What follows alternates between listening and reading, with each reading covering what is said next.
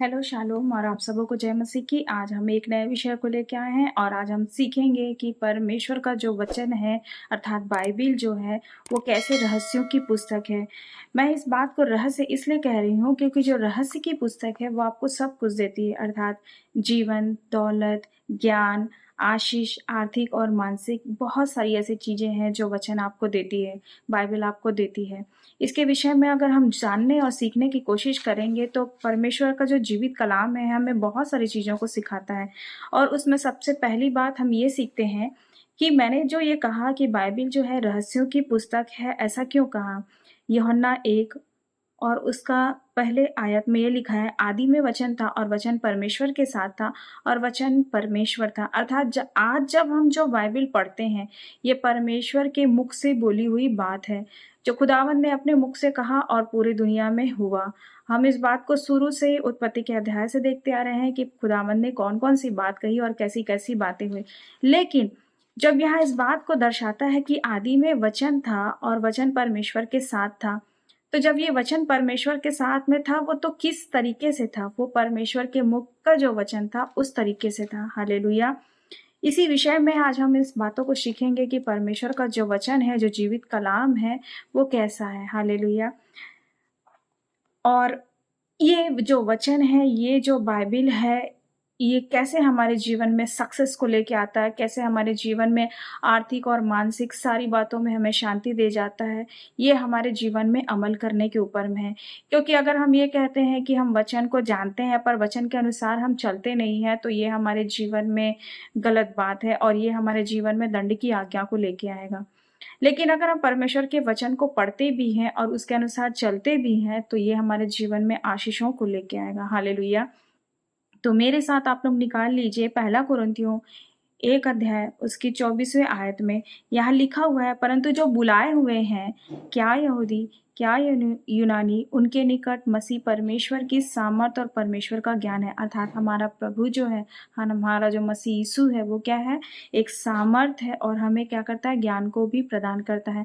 अर्थात हम जब परमेश्वर के वचन को जानते हैं तो वो क्या करता है? हमें ज्ञान रूपी कोठरियां हमारे सामने में खोलता है और हम परमेश्वर के ज्ञान को सीख पाते हैं, समझ पाते हैं और हम उन सारी बातों में भेद कर पाएंगे कि क्या सही है और क्या गलत है। हालेलुया।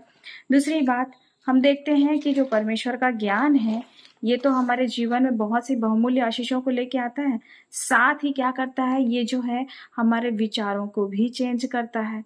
हालेलुया। जब ये हमारे विचारों को चेंज करता है तो हम सही और गलत की परख रखते हैं। हालेलुया।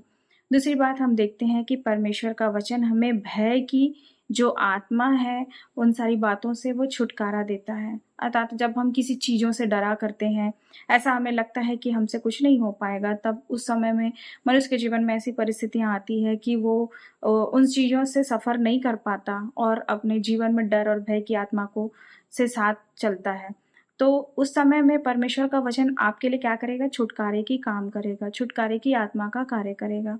तो इसके लिए आप लोग निकाल लेंगे व्यवस्था विवरण उसके 31 के 6वें आयत पे यहाँ लिखा है, तू हियाव बांध और दृढ़ हो, उनसे ना डर और ना भयभीत हो, क्योंकि तेरे संग चलने वाला तेरा परमेश्वर यहोवा वह तुझको धोखा ना देगा और ना छोड़ेगा। हालेलुया। प्रभु इस बात को बताते हैं, प्रभु एक वायदा को करते हैं कि वो ना तो हमें छोड़ेंगे और ना हमें धोखा देंगे। क्योंकि मनुष्य का स्वभाव होता है वो मनुष्य को किसी भी परिस्थितियों में छोड़ सकता है, लेकिन परमेश्वर का वचन कहता है कि वो हमें ना तो छोड़ेगा ना तो हमें धोखा देगा। ऐसे ही जब हम यहोशू की किताब उसके पहले और उसके 5वें आयत में देखेंगे तो वहां पर भी लिखा है, जैसे मैं मूसा के संग रहा वैसे ही तेरे संग रहूंगा, ना तो तुझे छोड़ूंगा और ना तुझे धोखा दूंगा। अर्थात हमारा परमेश्वर जो है वो धोखा देने वाला परमेश्वर नहीं है।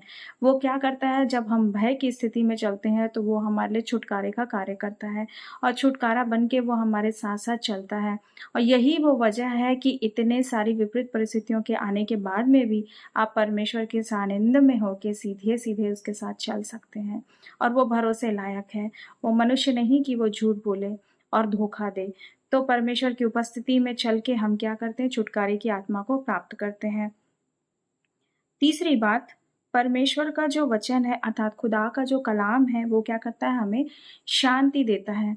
शांति की तलाश में लोग बहुत सारे कार्यों को करते हैं। नाना प्रकार के काम को करते हैं और देखते हैं कि वो अपने जीवन में जब शांति को प्राप्त नहीं करते तो एक निरर्थक जीवन की ओर दौड़ चलते हैं। लेकिन परमेश्वर का वचन हमें शांति देता है। अगर आप लोग मेरे साथ निकालेंगे दूसरा थिस्सलुनीकियों उसका 3 और उसके 16 आयत, यहाँ लिखा है, अब प्रभु जो आप शांति का सोता है, आप ही तुम्हें सदा और हर प्रकार से शांति दे। प्रभु तुम सबके साथ रहे। ये कितनी अनोखी बात है ना। हम संसार में लोगों के बीच में जाके क्या करते हैं, शांति को खोजते हैं, परंतु परमेश्वर आप ही हमें क्या करता है, शांति को देता है। और हम एक शांति के परमेश्वर के साथ चलने के लिए या परमेश्वर की निकटता में बने हुए हैं, फिर भी हमें बाहर में शांति खोजने की आवश्यकता पड़ रही है, तो ये गलत बात है। इसलिए मैं बोलूँगी गलत बात है, क्योंकि हमें खुद पता होना चाहिए कि परमेश्वर हमारा शांति का राजकुमार है, जो हमें हर एक बातों में शांति को देता है। चौथी बात, खुदावंत हमें धन की आशीष देता है। हालेलुया। आज धन कौन प्राप्त नहीं करना चाहता? आज धन हर कोई प्राप्त करना चाहता है, और धन के बल पे संसार को जीत लेने की आशा बहुत सारे लोगों में होती है। धन के बल पे हम क्या करते हैं, बहुत सारी चीज़ों को प्राप्त भी करते हैं। लेकिन धन कहाँ से मिलता है? बहुत सारे लोग ये सोचेंगे कि धन सिर्फ जॉब करने से मिलेगा या फिर और किसी चीज़ों की वजह से मिल सकता है। लेकिन मैं आपको बताना चाहूँगी कि जो धन की भी आशीष है वो परमेश्वर की योजना और इच्छाओं से मिलती है, परमेश्वर की ओर से मिलती है। इसके विषय में देखेंगे पहला शाऊल उसका 2 और उसका 7वें आयत में यहाँ लिखा है, यहोवा निर्धन करता है और धनी भी बनाता है। कितनी अनोखी बात है ना कि प्रभु निर्धन भी करता है और धनी भी बनाता है। वह नीचा करता और ऊंचा भी करता है। मतलब हमारे खुदावन के हाथ में सभी चीज़ है। वो चाहे तो हमें निर्धन भी कर सकता है, वो चाहे तो हमें धनी भी बना सकता है, वो चाहे तो हमें नीचा भी कर सकता है, और वो चाहे तो हमें ऊंचा भी कर सकता है। तो जब सारी क्वालिटी हमारे खुदावन के पास में है, अर्थात परमेश्वर के वचन के सामर्थ्य में है, तो फिर हमें परमेश्वर की निकटता में क्यों कर नहीं आना चाहिए।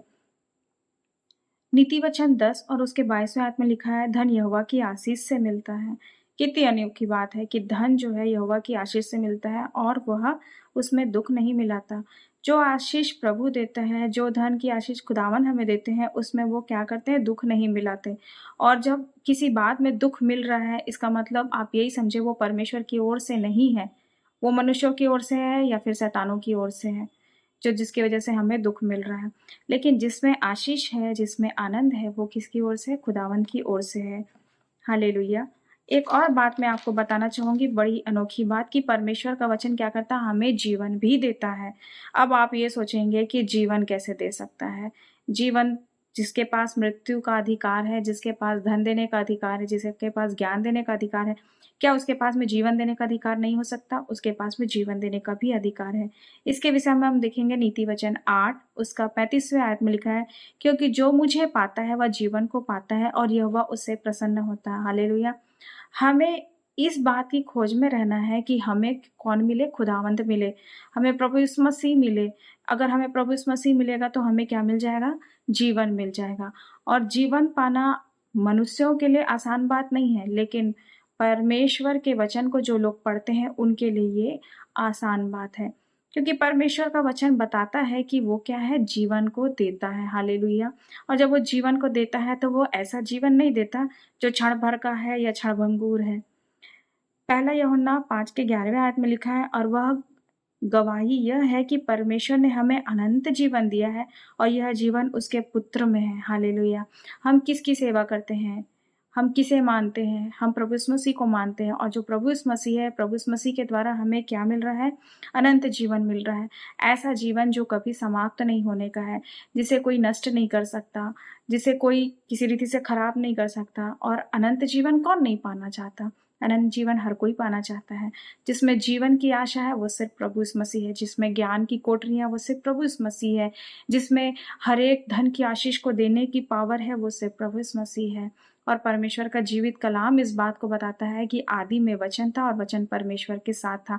आज जब हम इस वचन को पढ़ रहे हैं तो आप इस बात को जाने कि आपके पास में परमेश्वर का वचन है, आपके पास में परमेश्वर है। तो आपको डरने, भय खाने या फिर किसी भी रीति से भयभीत होने की आवश्यकता नहीं है, क्योंकि परमेश्वर का जो वचन है हमें सारे बातों में छुटकारा देने की सामर्थ्यता है। इसीलिए मैंने ये कहा कि बाइबिल जो है वो रहस्यों की पुस्तक है। इसके विषय में और हम नेक्स्ट एपिसोड में देखेंगे कि और कौन-कौन से ऐसे रहस्य हैं जो आज हमें पता ही नहीं, और हम प्रतिदिन इसे पढ़ तो रहे हैं लेकिन उस रहस्यों को आज तक नहीं जान पाए हैं। आज के लिए इतना ही, और आप सबों को जय मसीह की।